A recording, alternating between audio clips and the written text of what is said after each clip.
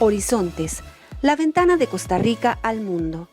Muestra la imagen que tienen otros países sobre Costa Rica y hacia dónde nos dirigimos como sociedad. Nuestra misión es presentar de forma clara, directa y atractiva la realidad de un mundo dinámico y cambiante y cómo enfrentarla para lograr el tan ansiado desarrollo con justicia social. Mostramos la importancia de la cooperación internacional, las relaciones comerciales, aportes y asistencia que brinda el honorable cuerpo diplomático y consular acreditado en Costa Rica y de nuestros representantes en el exterior.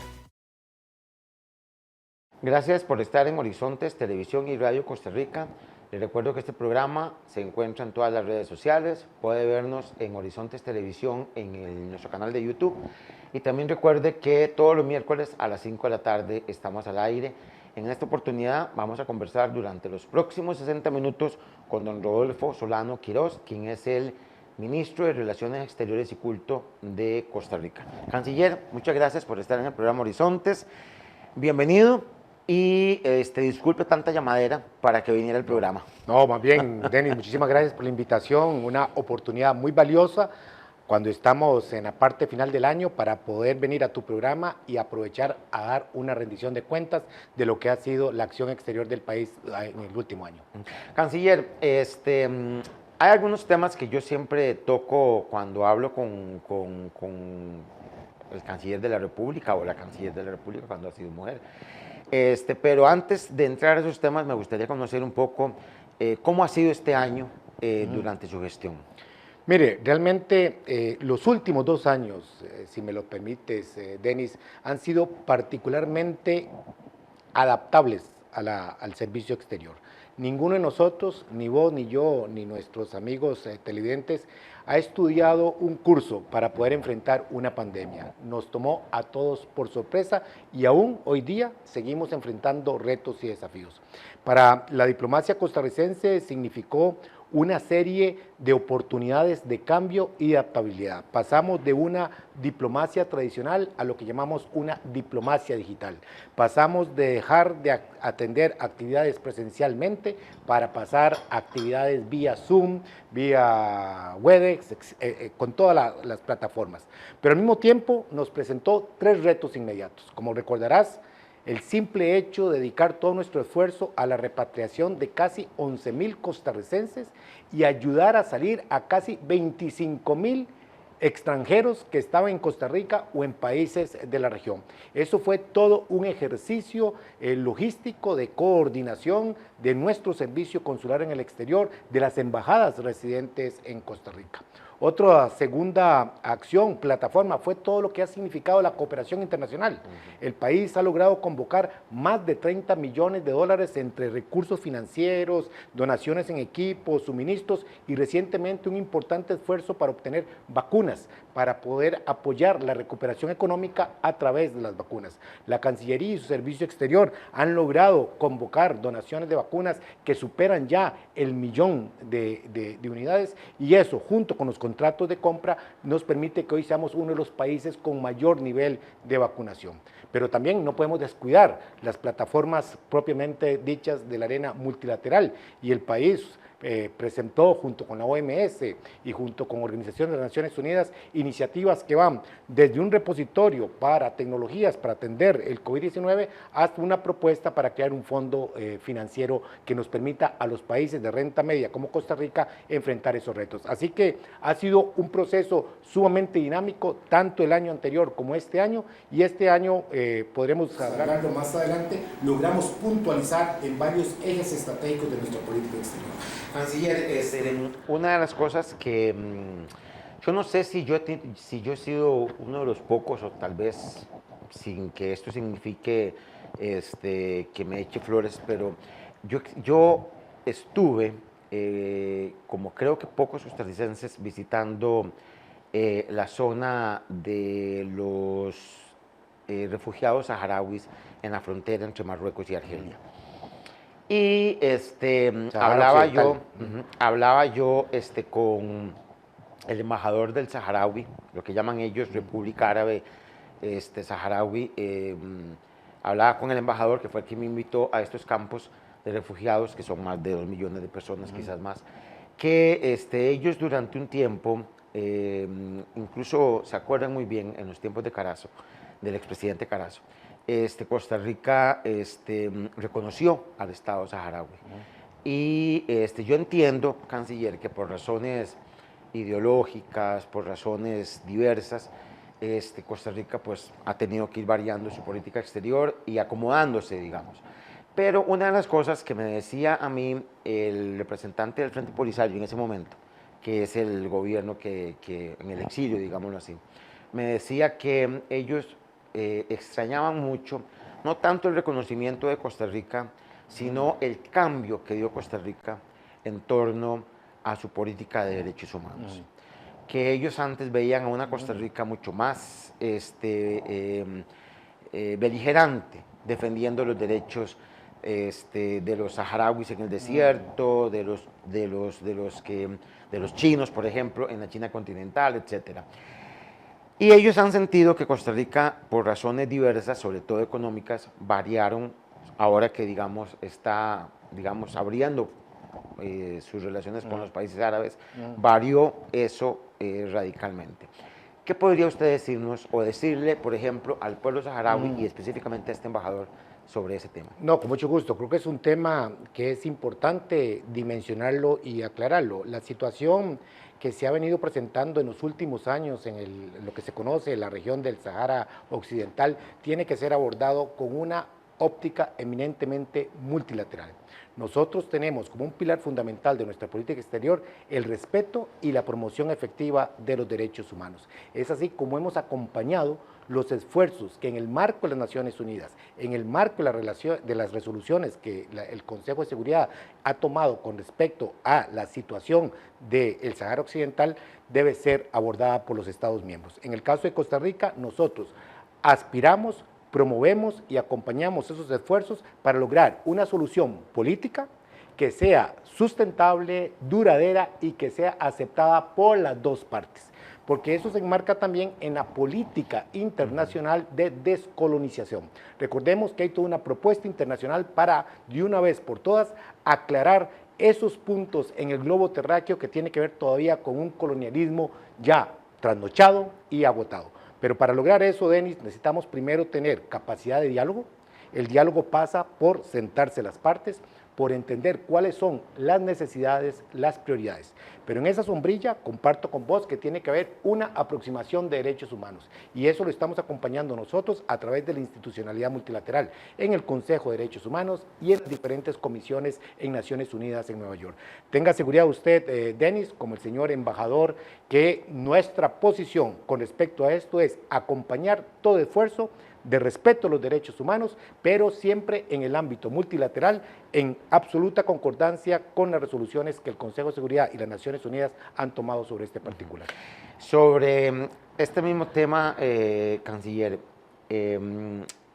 una de las cosas que yo no sé si en algún momento Costa Rica lo retomará, no sé, yo sé que los pilares de la política exterior de este país son defensa de los derechos humanos, la libertad, el no armamentismo, esos son los pilares básicos de ahora, digamos, la protección del medio ambiente y demás, pero sí se ha habido, no sé si ha existido, digamos, alguna posición oficial del gobierno específicamente sobre lo que está sucediendo en el Sahara Occidental, en materia de derechos humanos, ¿verdad? Le digo esto porque ahí yo estuve una semana y es terriblemente lamentable lo que mis ojos pudieron observar ahí, ¿verdad? Y lo que ellos reclaman es que una democracia como Costa Rica, con todo el derecho de verbo que tiene, ¿verdad?, de exigir, digamos, que ahí haya una mayor protección, sobre todo, digamos, mujeres y niños y niñas, se pronuncie, porque ellos esperaban ese pronunciamiento, lo esperan, lo siguen esperando. Canciller, vamos a ir al primer corte comercial para luego entrar al segundo país o el segundo terreno que me gustaría tocar con usted, para luego ver qué nos espera para la próxima política exterior del próximo año y la próxima administración. Con todo gusto. Estamos hablando con el canciller de la República, regresamos después del corte comercial.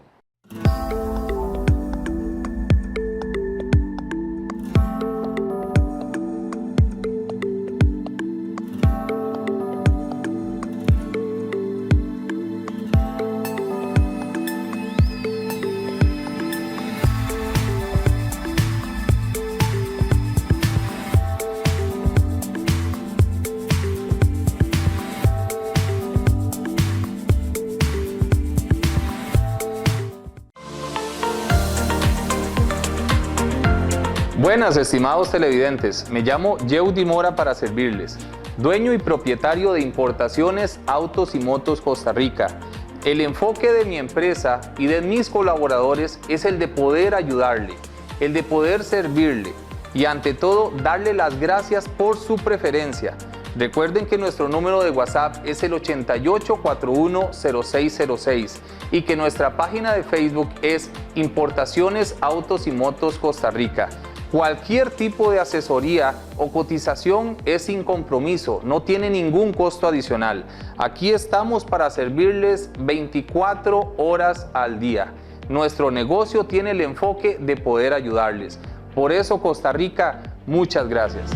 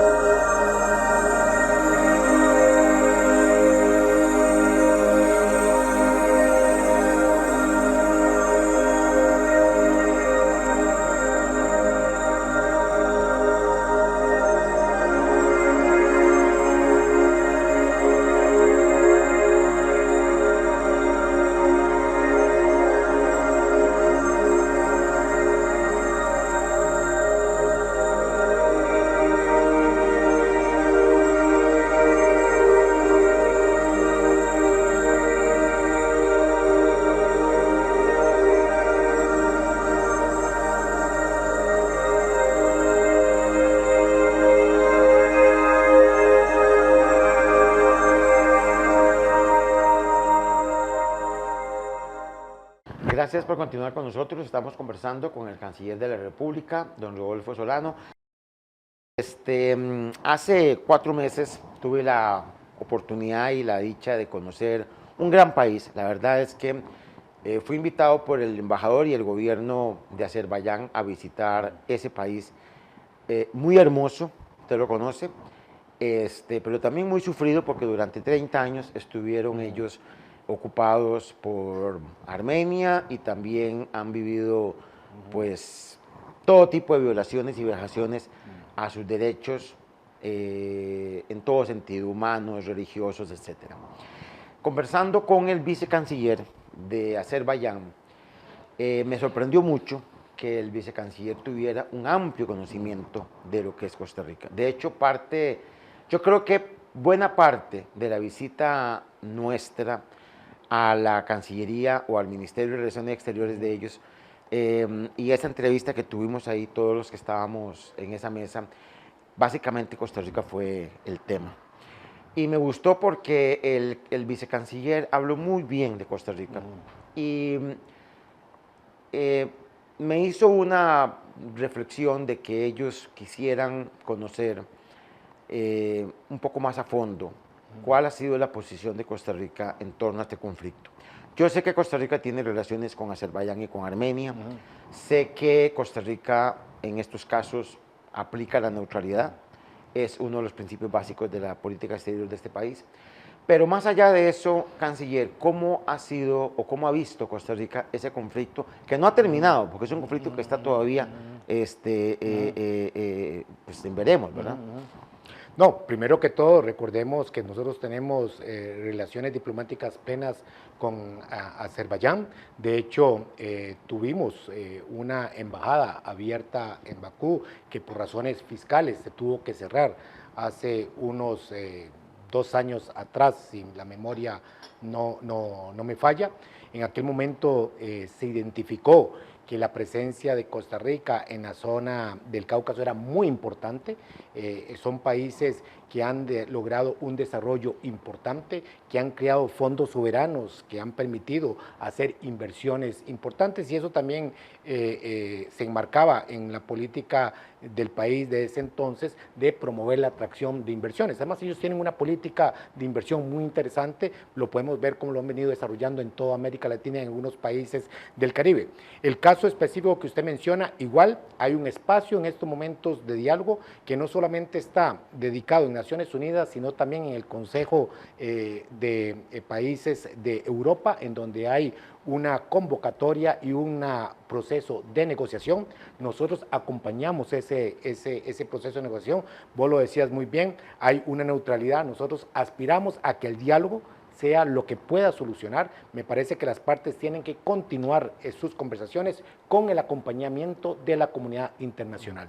Es a través del diálogo, Denis, y cuando uno dialoga, no es que uno habla y el otro oye, no, es que uno habla y el otro tiene que escuchar. Entre escuchar y oír hay una gran diferencia. Y desde ese punto de vista, la posición oficial de Costa Rica es acompañar ese esfuerzo internacional de la comunidad, de los mismos países de la región que son vecinos de Azerbaiyán, de Armenia, para que en el menor tiempo posible, dadas las condiciones imperantes, logremos una solución que tiene que ser pacífica y que tiene que ser aceptada por los dos lados. Ante eso, hasta que eso suceda, debemos de aspirar siempre a que las poblaciones limítrofes sean beneficiadas de las condiciones mínimas de respeto a derechos humanos, de acceso a condiciones de salud, de habitación, de trabajo y sobre todo de protección a las poblaciones vulnerables que no sean afectadas por minorías religiosas o inclusive étnicas. Y en ese esfuerzo Costa Rica seguirá acompañando a la comunidad internacional y a estos dos países en ese esfuerzo de diálogo. Aterrizando un poco más acerca, canciller, ¿cómo está el tema de Costa Rica reconociendo o no el gobierno actual de Nicaragua? Mire, nosotros hemos sido muy claros con la situación que impera en Nicaragua. Las pasadas elecciones, a nuestro juicio, y así lo hemos manifestado públicamente, no reunieron las condiciones mínimas de ser elecciones transparentes, inclusivas y verificables. Ante ese panorama, lo que hemos llamado nosotros al gobierno de Nicaragua es a que retome inmediatamente el camino hacia la institucionalidad democrática.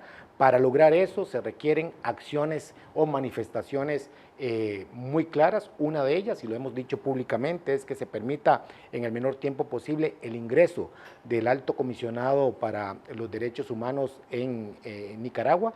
Yo estuve hace unas semanas atrás en Ginebra, conversé con la alta comisionada Bachelet y le hice esa petitoria. Yo esperaría que el gobierno de Nicaragua acepte esa posibilidad de ingreso, pero también hemos solicitado que se liberen los presos políticos. Me parece que ese sería un signo importante para abrir un eventual espacio de diálogo que nosotros estaríamos como país acompañando siempre y cuando ese espacio de diálogo reúna las condiciones también mínimas de verificación y de acompañamiento de actores, no solamente internos de Nicaragua, me refiero a actores políticos que lamentablemente están ahora en prisión, pero también actores de la sociedad civil, actores del sector privado, actores de la academia, jóvenes, estudiantes, la academia como un todo, pero también socios regionales y extrarregionales, la Unión Europea, Estados Unidos, Canadá, México, Argentina, en fin. Tiene que haber una convocatoria para lograr un diálogo estructurado. Y cuando hablamos de un diálogo estructurado significa temas concretos, fechas concretos y mecanismos verificables. Debemos de recordar que Nicaragua es nuestro país vecino. Nosotros tenemos que entender desde una óptica pragmática que la región centroamericana, en el marco del sistema de la integración centroamericana y el protocolo de Tegucigalpa, en sus artículos iniciales y fundacionales, demandan y precisan con claridad que los estados tienen que ser democráticos, producto de elecciones libres. Ante ese panorama, lo que tenemos que hacer como región es seguir insistiendo para que la democracia sea la única carta de presentación en la región centroamericana. Y hemos sido claros, Denis, a lo largo de los últimos 2 años y durante nuestra presidencia pro tempore del SICA en el primer semestre de este año, que los tres elementos que deben caracterizar a nuestra región son la institucionalidad democrática, el respeto absoluto y la promoción efectiva de los derechos humanos y la libertad de prensa y expresión. Muchos formadores de opinión en Nicaragua, colegas suyos, periodistas, analistas, han tenido que salir de ese país y han estado operando desde Costa Rica. Para nosotros, y a veces tal vez a ciertos sectores, la prensa le puede resultar incómoda. Eso es otro tema, porque hay un valor superior a tutelar, que es la libertad de expresión y la libertad de prensa. Y ante esa realidad, Costa Rica seguirá fielmente defendiendo esos 3 pilares con relación a Nicaragua y con cualquier otro país. Perdón, eso me dice, canciller, que más o menos es parecido al tema con Venezuela.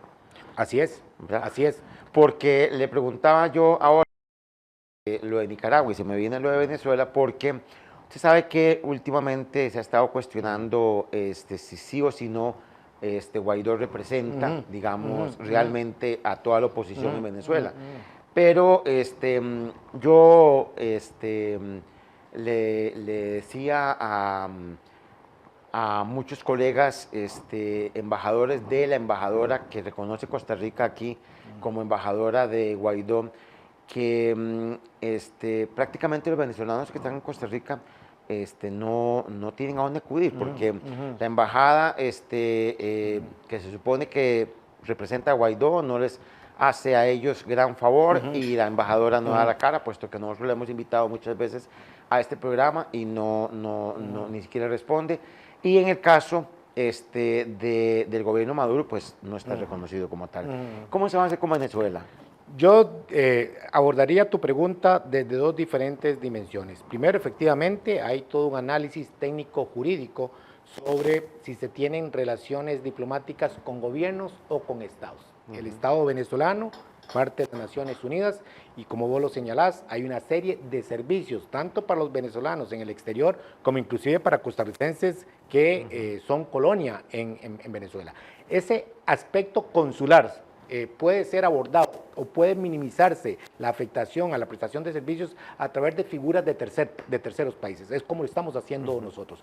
Países con los que tenemos cercanía y que tienen representación consular en Caracas para poder atender las necesidades tanto de nuestros nacionales allá como eventualmente por tercer país a venezolanos que estén en Costa Rica. Pero yo llamaría la atención a que nuestra preocupación inicial es ver cómo aportamos para que la democracia regrese a Venezuela. En ese sentido, nos hemos manifestado de manera positiva al espacio de diálogo que se está realizando en México, suspendido actualmente, pero abogamos por la esperanza de que se pueda retomar ese diálogo.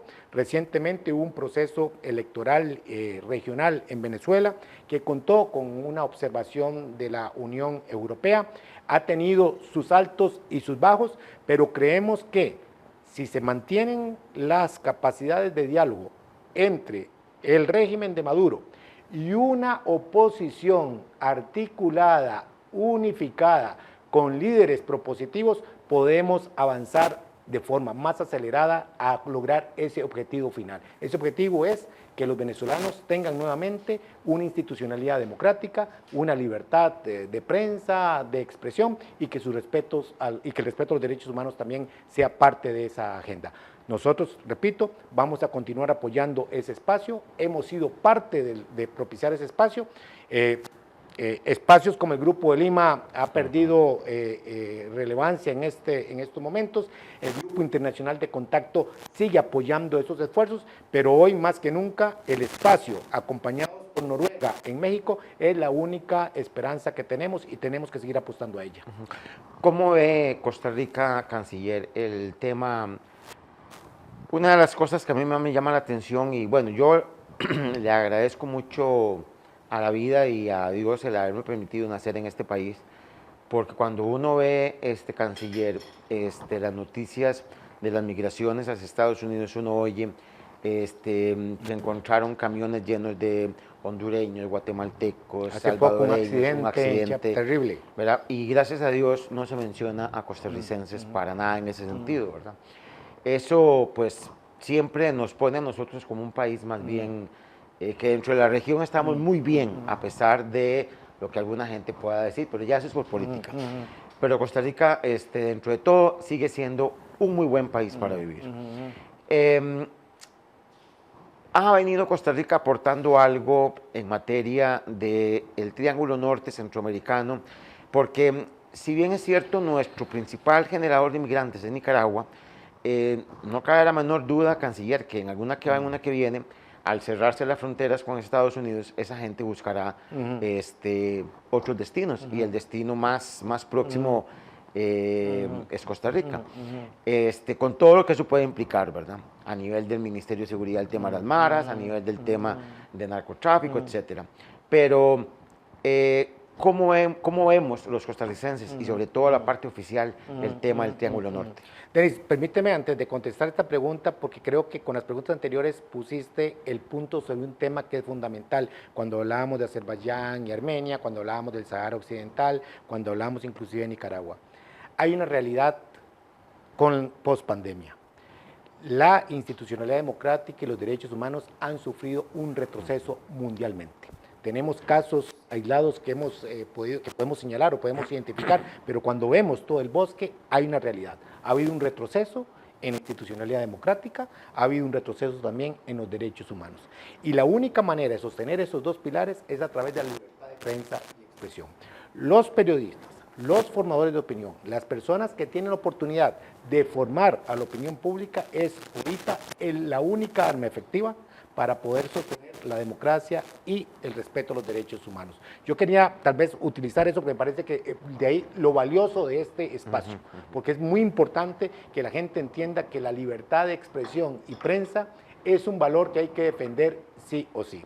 Retomando tu segunda pregunta, nosotros hemos sido muy claros con respecto al tema migratorio. Costa Rica en estos momentos enfrenta dos fenómenos particulares, la migración pero también los flujos migratorios que vienen del sur hacia el norte, del cual se compone básicamente por haitianos que han tenido que salir de su país, por algunos nacionales de países del sudeste asiático e inclusive de África. Ante esa realidad, cuando tuvimos la primera visita que hizo el secretario de Estado de los Estados Unidos, Anthony Blinken, a un país latinoamericano, fue a Costa Rica en junio de este año. Esa oportunidad le permitió a Costa Rica convocar al primer diálogo de alto nivel, no solamente con Estados Unidos y los 8 países del sistema de la integración centroamericana, sino también con México. El problema migratorio tiene que ser abordado de 3 dimensiones. La primera de ellas es de acción inmediata. Esa gente sale de sus países no por gusto, simplemente porque han perdido oportunidades, porque sus vidas están en peligro o sus derechos políticos y civiles están siendo limitados. De ahí la necesidad de atacar esas causas estructurales. Y esas causas estructurales se tienen que atender con educación, financiamiento y oportunidades. Y eso nos va a llevar mucho tiempo, pero en el plazo inmediato lo que tenemos que generar son opciones laborales. Y esas opciones laborales nos tienen que orientar a un crecimiento verde, resiliente y sostenible. Y en eso hemos estado hablando con los Estados Unidos. Ellos han entendido que tal vez las figuras geométricas no es lo más oportuno, y yo celebro que ya no se hable tanto de Triángulo Norte, sino que hablemos de una estrategia comprensiva, integral, regional, en donde las migraciones no es un problema de un solo país, es una responsabilidad compartida y que tiene que tener una solución y un abordaje regional. Pues, canciller, ojalá que de alguna manera se siga viendo Costa Rica como, pues yo no sé si es muy jactancioso de mi parte, pero como ese punto y aparte que somos en la región, porque a mí me alegra mucho, me entristece ver, digamos, cómo los centroamericanos del norte, digámoslo de esta forma, tienen que sufrir, porque todos ellos salen por las razones que usted mencionó. Ninguno es que quiere conocer Disney, ¿verdad? Quieren una mejor calidad de vida. Y dos, me alegra mucho que los costarricenses pues no seamos un país generador de migrantes, sino que más bien este es un país receptor de migrantes. Estamos conversando con el canciller de la República, regresamos a la parte final del programa. Ya volvemos.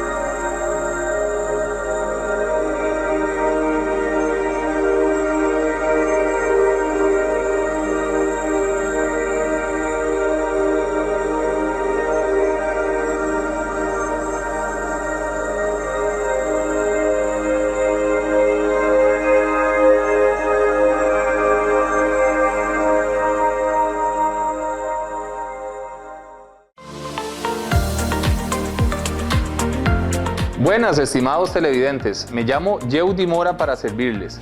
Dueño y propietario de Importaciones Autos y Motos Costa Rica. El enfoque de mi empresa y de mis colaboradores es el de poder ayudarle, el de poder servirle y ante todo darle las gracias por su preferencia. Recuerden que nuestro número de WhatsApp es el 88410606 y que nuestra página de Facebook es Importaciones Autos y Motos Costa Rica.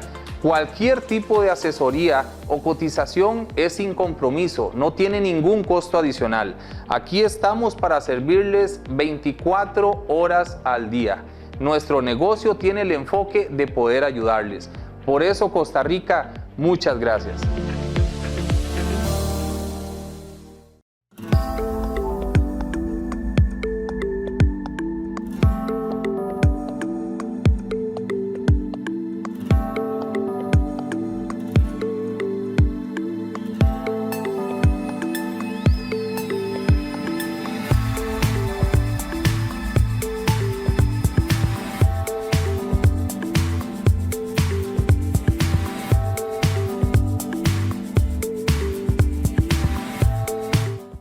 Estamos en la parte final de este programa que estamos dedicándolo con el Canciller de la República. Ministro, usted termina este año y hasta el 8 de mayo del año entrante tendrá a la Cancillería bajo su mando. ¿Cómo visualiza usted la política exterior de Costa Rica en los próximos años? Pedir consejo u ofrecer un consejo no es a veces lo que la gente le gusta, pero estando usted como Canciller de la República y sabiendo que prácticamente le quedan meses en ese despacho, ¿qué queda pendiente o qué le quedará pendiente al próximo o próxima ministra o ministro de Relaciones Exteriores? Yo creo que lo importante acá, Denis, si me permitís, es tener claro que la política exterior de Costa Rica se basa en 6 pilares fundamentales que vos has mencionado: democracia, desarme, paz, desarrollo sostenible, cooperación internacional sur-sur, ahora que somos parte de la OCDE. Y esos pilares se han construido a lo largo de muchas décadas. Trasciende una cronología de un gobierno determinado. No importa si un gobierno es de un color o del otro, esos pilares están ya en el ADN de nuestra política exterior y hemos promovido consolidarla como una política exterior de Estado. Lo que cada gobierno tiene que hacer es identificar cuáles son esos intereses y esas prioridades. En el caso particular de nuestra gestión, esos intereses y prioridades pasan por un concepto que hemos querido desarrollar que se llama acción exterior. ¿Cómo logramos hacer acciones concretas para que se entienda que el diplomático ante todo es un servidor público? Para mí eso es concepto muy importante. Y como servidor público, toda acción que desarrollemos tiene que estar pensada cuál es el valor de retorno de beneficio a los ciudadanos.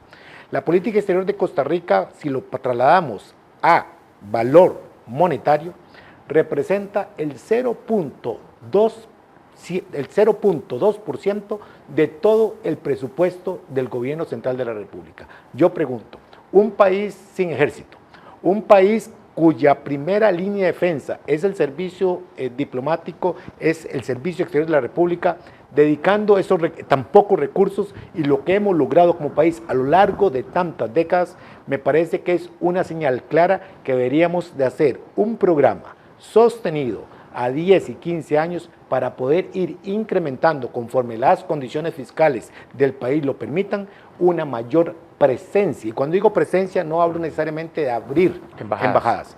Me refiero a 4 pilares fundamentales.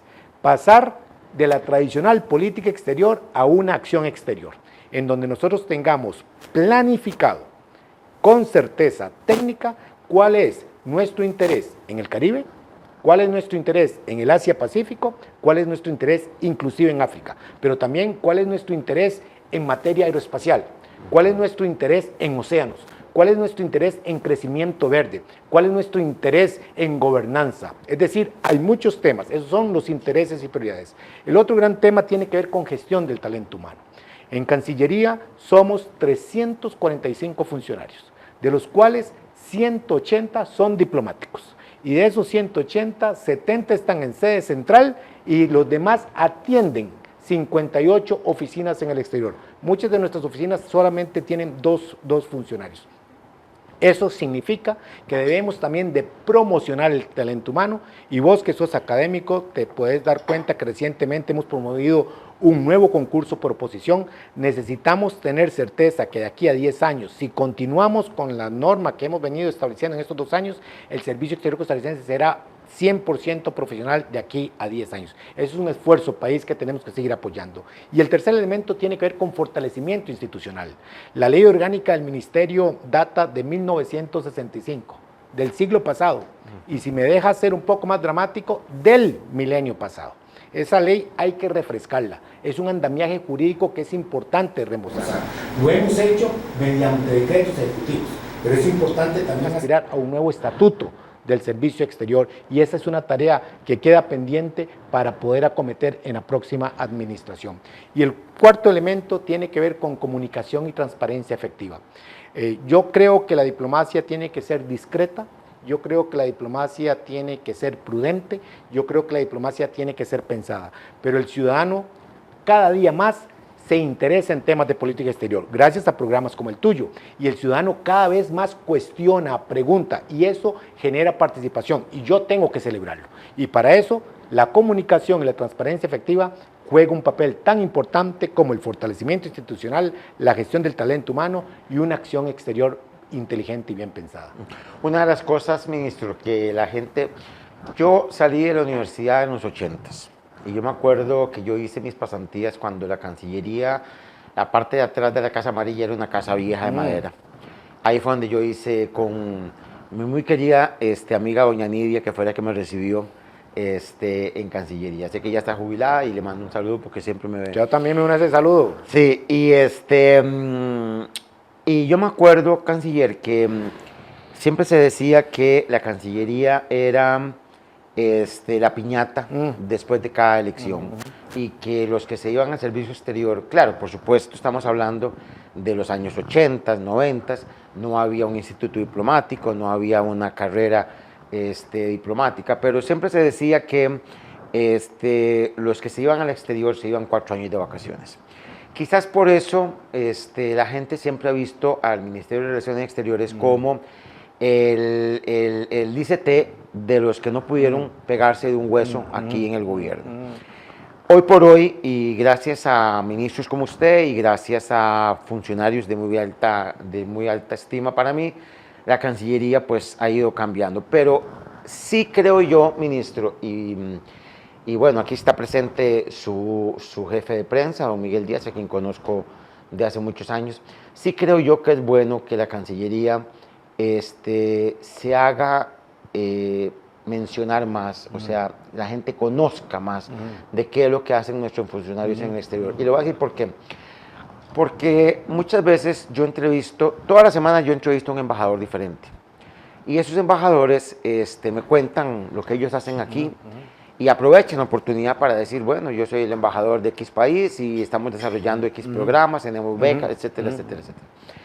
Pero si a mí me preguntan exactamente cuáles son, digamos, los principales, yo sé que país por país tiene que ser diferente, pero en términos generales, los lineamientos de nuestros funcionarios en el exterior, y qué están haciendo, se lo digo porque usted sabe que yo estoy en Japón, en Corea, no puedo, no tengo esa información. O sea, yo puedo entrar a la página de la Cancillería y vea lo que está pasando, pero sí me parece que sería bueno que la Cancillería, así como seguridad informa, salud, ahora con esto de la pandemia, todos los días se está informando. Ahí va el ministro Salas ya casi descompensado de tanto informar, pero a mí me parece que a la Cancillería le falta tener como la posibilidad de estar informando más de qué hacen, no ustedes, sino los que están en el exterior. Porque no, yo no sé qué es lo que hace, por ejemplo, nuestro representante en España. O sea, en qué está, qué becas, qué se está haciendo a nivel de España. No sé qué es lo que está haciendo nuestro representante, si es que... Bueno, yo estuve en Qatar, y yo estuve en Qatar cuando recién se había abierto la embajada. Que ahora, por cierto, el que fue embajador, el primer embajador de Costa Rica en Qatar es el cónsul honorario de Australia, Javier. ¿Cómo no? Y yo le decía, bueno, ¿usted qué hace aquí? No, recibo tu comentario. Perdón, canciller, y me decía, vea, Denis, si usted no viene aquí a Qatar, yo puedo mandar 600 informes y no se dan cuenta en la prensa. Entonces, a eso es a lo que me refiero, ¿verdad? Para que la gente no tenga ese concepto. No, y más bien agradezco tu comentario. Yo creo que el proceso de comunicación pasa por comunicación institucional y comunicación política. Yo creo que nosotros tenemos una estrategia de comunicación institucional, pero sí tenemos que construir y fortalecer la comunicación política, porque es un proceso continuo, no es de una sola administración. Me parece que también hay que aceptar que las redes sociales juegan un antes y un después cuando usted quiere comunicar. Para eso tenemos Facebook, tenemos Twitter, tenemos Instagram, y todo esto tiene que ver, ¿cómo se llama?, con una estrategia que estamos trabajando. La pandemia, de alguna manera, nos ha obligado a eso, pero también nos puso en pausa de una serie de acciones que queríamos desarrollar. Las estamos retomando poco a poco. Yo espero con el concurso de amigos como vos, que nos pueden jalar las orejas y que no nos enojamos por eso, porque más bien vemos una oportunidad de mejora, ver cómo logramos conectarnos más con el ciudadano. Yo le digo a mi equipo, y vos lo decías muy bien, si uno le pregunta a un costarricense frente al Parque España, que está frente a la Cancillería, ¿qué hace Seguridad Pública? ¿Qué hace el Ministerio de Salud? Te lo pueden contestar, pero le pregunta qué hace la Cancillería y muy pocas personas, aunque están enfrente de Cancillería, saben. Sin embargo, hay una serie de acciones de impacto cuando asistencia consular, promoción comercial, relaciones políticas. Recientemente las donaciones que te mencionaba es parte de un trabajo articulado que hacen nuestras misiones en el exterior con la sede central y con la institucionalidad del país como un todo. Y para seguir avanzando tiene que ver mucho, repito, con gestión del talento humano, con abrir las atinencias. Ahora más costarricenses pueden ingresar a la carrera diplomática. Abrimos la posibilidad de que los graduados de la maestría de la Academia Diplomática, ahora es Academia Diplomática, puedan ingresar. Es decir, cuando se hace un proceso que tenga que ver con fortalecimiento de la carrera diplomática y que en esa capacitación, en esa formación, hayan elementos de comunicación, y aprovecho para comprometerte porque vamos a tener al primer grupo que van a ingresar a la academia para que puedas, como parte de la oferta curricular, voy a pedir al embajador Sáenz pero de forma honorífica, por favor, porque la regla fiscal no me va a permitir, ¿cómo se llama? Pero sí es importante que el diplomático tenga el chip de cómo comunicar y de cómo mercadear. Y cuando digo mercadear, lo digo en el buen sentido, porque cada acción de mercadeo es posicionamiento país.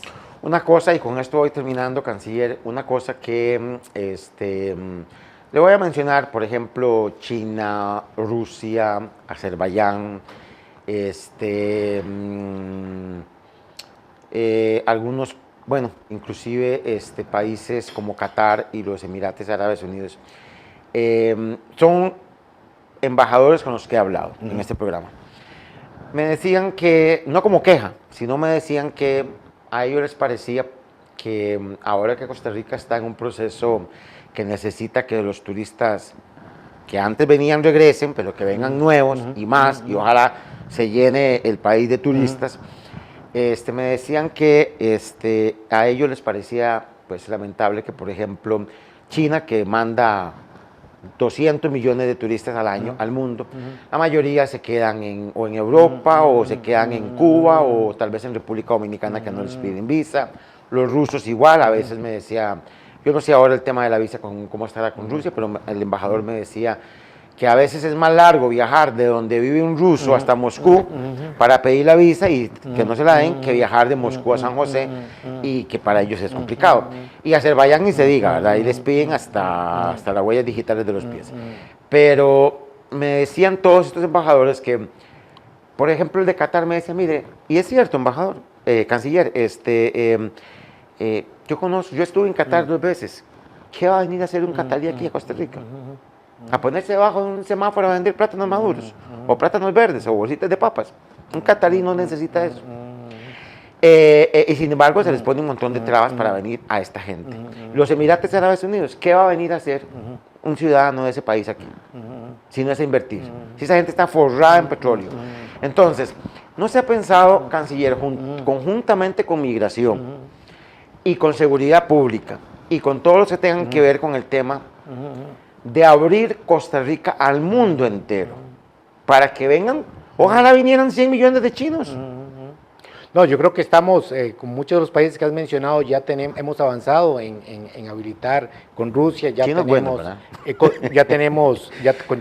con Rusia ya tenemos acuerdo de visas, Emiratos también, con Qatar estamos trabajando inclusive con un convenio de servicios aéreos, y con China estamos con un proyecto piloto que bajo el liderazgo del ICT, el anterior ministro don Gustavo Segura, y con don Rubén Acón, de presidente de la Cámara de Turismo, tenemos un mecanismo que llamamos Fast Track, en donde los ciudadanos chinos, que es un mercado, como bien señalas, y tiene un gran poder adquisitivo, Claro. Igual que los rusos. Así, exactamente, acuden a nuestros consulados, ya sea en Beijing y Shanghai. Ellos vienen en paquete por el tema de idioma. Obviamente la pandemia no ha permitido que esto vaya más rápido, pero ya hemos identificado junto con migración, junto con el ICT, mecanismos para identificar posibles nichos que puedan permitirnos en menor tiempo posible recuperar los números de visitantes que teníamos. El turismo en Costa Rica representa el 8% de nuestro Producto Interno Bruto, genera más de 400,000 empleos directos, es una industria que democratiza la economía, porque ahí sí es cierto que cuando llueve muchos se mojan, y desde la Cancillería estamos acompañando ese proceso para que lo que tú mencionas como una urgente necesidad sea atendida también de manera urgente. No, y como a nivel económico se hizo, canciller, así como nosotros logramos pasar del café y el banano a tener empresas como Intel, y que Costa Rica produzca microcomputadoras, etcétera. Está bien el turismo que venga de Estados Unidos, el tradicional, Canadá, Estados Unidos, Europa, pero qué bonito sería ver este país lleno de turistas. Canciller, en un minuto, ¿cuál sería su principal huella ahora que deja la Cancillería? Bueno, yo diría que la principal huella de todos los funcionarios de la Cancillería, porque son los que un día sí y otro también trabajan por este país con la camiseta puesta, y lo digo con honesta y auténtica sinceridad. Hay muchos espacios, ahorita estamos trabajando en una iniciativa que se llama la Alianza para el Desarrollo en Democracia, junto con Panamá y República Dominicana, en 3 pilares: el diálogo político, cooperación, comercio e inversión. Queremos seguir fortaleciendo nuestra relación con socios estratégicos como los Estados Unidos, la Unión Europea, Corea, Canadá, pero también es importante promocionar nuestra estrategia hacia la región centroamericana, que la necesita, y también hacia el Caribe. Así que hay muchos temas, hay muchas áreas. Tenemos que priorizar, porque el que mucho abarca, poco aprieta, pero hemos identificado cuáles son esos anillos concéntricos, de tal suerte que podamos ofrecerle a la nueva administración al menos una hoja de ruta por donde puede continuar, y que ellos le pongan el acento y el picante que quieran ponerle a esa hoja de ruta. Canciller, muchísimas gracias. A usted, Denis, muchas gracias por esta oportunidad. A ustedes recordarles que el próximo miércoles a las 5 de la tarde estamos igual, aquí en Horizontes Televisión y Radio Costa Rica. Como de costumbre, muchísimas gracias y nos vemos la próxima semana. ¿Quieres saber quién será nuestro próximo o próxima invitada la próxima semana en Horizontes Televisión? Sintonícenos en www.horizontestv.com o en todas las redes sociales y se dará cuenta quién estará sentado o sentada en